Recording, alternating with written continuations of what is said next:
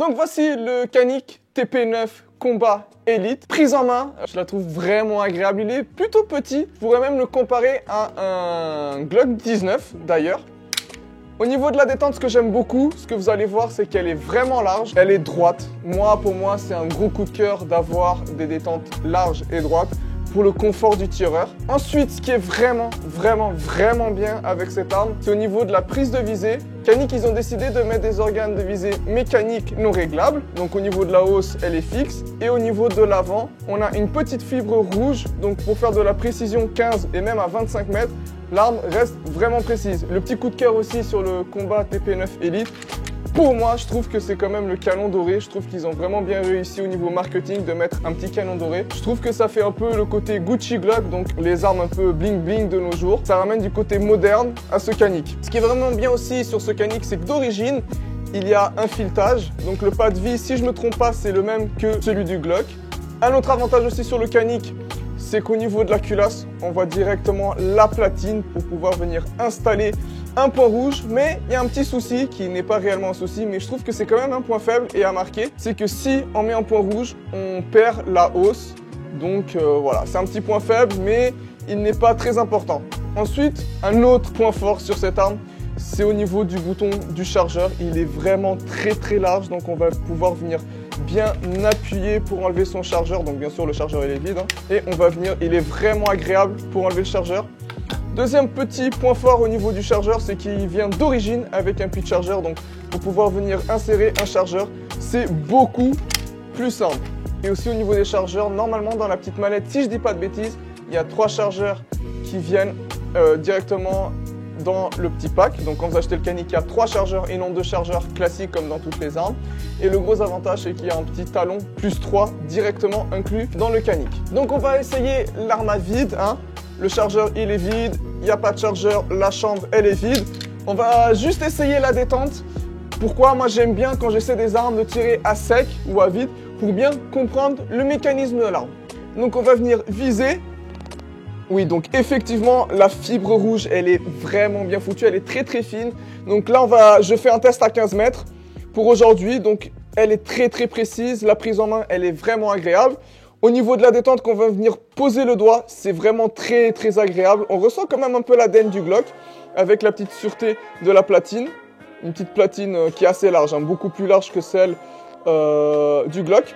On appuie doucement, donc là on a un premier point dur. Si je viens appuyer doucement, il y a un deuxième point dur, c'est étrange. Donc sur le Canik, il y a 2 points durs. Si vous êtes assez sensible du doigt, vous allez sentir un premier point dur qui arrive très vite et un deuxième point dur qui arrive un peu plus tard. Et à peine on appuie, donc là je vais tout doucement, le coup il part direct, il casse net. On dirait pas que j'ai un striker dans les mains. On dirait que quand je tire avec ce Canik, à sec bien évidemment, j'ai l'impression de tirer avec un CZ SP01 que j'ai déjà essayé et que j'ai fait même une petite vidéo dessus. Donc dès qu'on arrive au premier point dur, il faut venir aller chercher le deuxième point dur. Une fois qu'on a le deuxième point dur, on appuie légèrement en arrière et le coup il part nickel. La détente elle casse vraiment net. Il n'y a pas le côté qui gratte du Glock. Donc vraiment, j'ai vraiment hâte de l'essayer avec des munitions. Vous êtes prêts? C'est parti. Donc pour le petit test, je vais tirer 5 cartouches. Donc je sais que le micro va pas être au top au niveau du tir, mais voilà, je laisse le micro cravate avec moi. Je vais tirer les 5 cartouches et comme ça, à chaud, je vais vous donner mon ressenti. Alors, on enlève le petit drapeau. 5 munitions dans le chargeur. Donc pour la munition, on va tirer de la MacTech classique. On tire à 15 mètres et on y va. On va essayer de se concentrer un peu. Donc le score n'est pas vraiment le plus important. Donc premier point dur, deuxième point dur. Et on vient gratter tout doucement sa détente. Ok, c'est pas mal le premier ressenti. Donc c'est la première fois que je tire avec cette arme. Donc j'essaie de faire un petit coup de doigt exprès pour voir, mais il efface quand même le petit coup de doigt, donc c'est vraiment pas mal. Ok. Le reset est vraiment court. Waouh! Le reset, il est vraiment court. Donc quand vous appuyez sur la détente et vous relâchez doucement, il arrive direct le reset. Et quand vous rappuyez, il est direct là. C'est vraiment impressionnant. Donc je pense que pour un petit tir rapide, ça doit être vraiment pas mal quand on le maîtrise.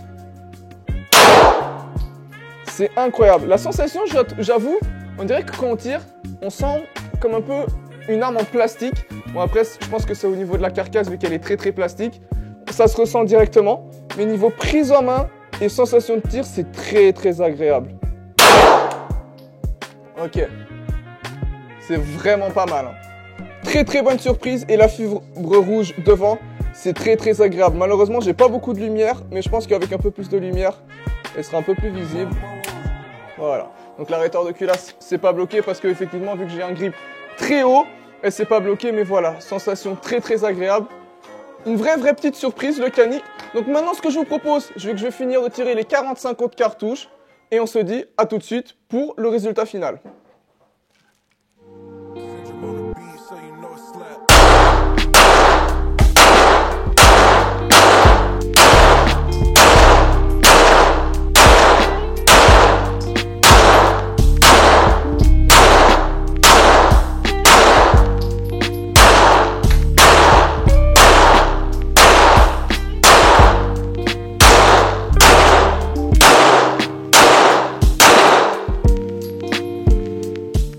Voilà, j'ai fait ma petite séance avec ce Canik. Les gros points forts de ce Canik, vraiment, c'est au niveau de la détente. Elle est très agréable vu qu'elle est très large. Donc pour le confort du tireur, je pense que c'est l'une des meilleures détentes, vraiment, vu qu'elle est droite et très large encore une fois. Pour la prise en main, elle est juste parfaite pour mes mains. Donc pour ceux qui ont des petites mains, elle est juste adaptée à vous. Au niveau du recul, j'ai trouvé que c'était une bonne sensation. Un peu plastique, mais pas beaucoup de recul. Voilà, le recul était assez correct.